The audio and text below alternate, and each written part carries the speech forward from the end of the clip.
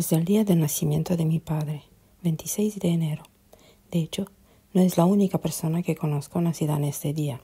También lo era de Ceausescu.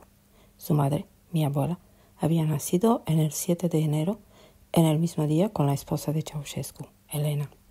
Y estos no eran las únicas casualidades con dicha familia. Los dos, mi padre y Ceausescu, eran secretarios de partido, solo que Ceausescu era secretario general del mismo partido, PCR. ¿Os suena de algo? Tanto mi padre que su madre eran de horóscopo dragones, uno de fuego y uno de metal. La ideología comunista, antagónica con el realismo absoluto, era bien entendida y aplicada en aquella época. Mi padre se sentía el ladrillo de la casa, necesario y imprescindible, comprometido con ella, como si formara parte de la sociedad. La ideología de Lenin, Marx y Engels aplicada bastante bien. Había una clase media muy fuerte, una mayoría casi absoluta, y muy bien económicamente. Todos los niños y jóvenes estudiaban, aunque por algunos de una cierta etnia costaba entender ese gran derecho. El enseñamiento era gratis, pero los alumnos debían ser educados en los principios de reciclar y contribuir voluntariamente a la sociedad. En ese sentido, los alumnos amenazados con bajar la nota de actitud, era puntuada incluso la actitud en aquella época, debían reciclar. No habían bricks, algunos tipos de lata, ejemplo de cerveza, botellas de plástico. Todo era envasado en botellas y botes de vidrio. Los alumnos tenían una cuota trimestral, 3 al año escolar, de llevar botes y botellas de vidrio a los centros de recogida y con el dinero y el ticket obtenidos, contribuir al alzar sociedad comunista multilateral desarrollada. Otro tipo de reciclaje era de papel y cartón, maculatura, lo cual suponía el mismo modo de actuar.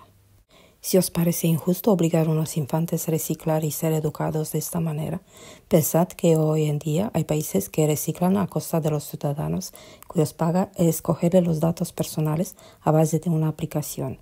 Aparte de reciclar, la contribución para dicha sociedad era en recoger plantas medicinales y plantas que ayudan a la industria, ejemplo, industria de muebles, con la recogida de castañas. Los alumnos iban en campos, parques, cementerio, a donde recogían manzanilla, tila, castañas, etc. Me acuerdo una excursión que hicimos, solo podríamos ir de excursión en los domingos, pero también los domingos eran por trabajo patriótico. Cuando hemos ido con un tren, hemos pagado cada alumno el billete para recoger saúco. Nos lo pesaba para ver cada alumno lo que ha contribuido. Ha sido divertido. En cuanto a los adultos, cada persona tenía trabajo.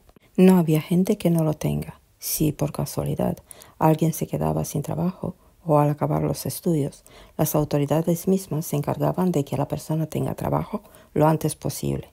Raramente pasaba un periodo tan largo como 2 semanas. Normalmente, en 3 días, tenían todos los papeles y con los análisis y todo.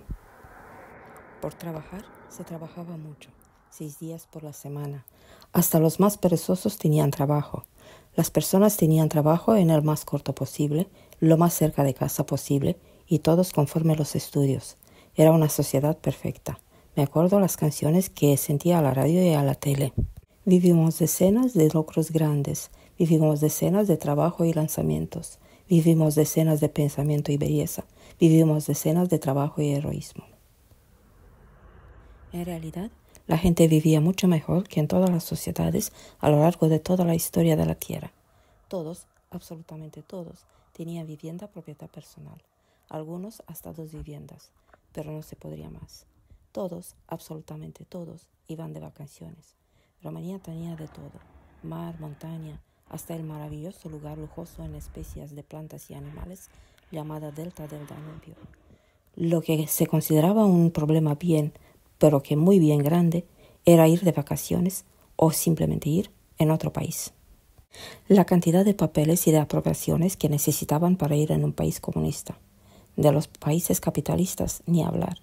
Algunas personas públicas, deportistas, cantantes, lograron huir, pasando fraudulentamente la frontera. Queda por comprobar de qué manera obtuvieron los pasaportes. ¿No eran las mismas autoridades los que eran encargados con concederlos? En fin, decía que la gente tenía de todo.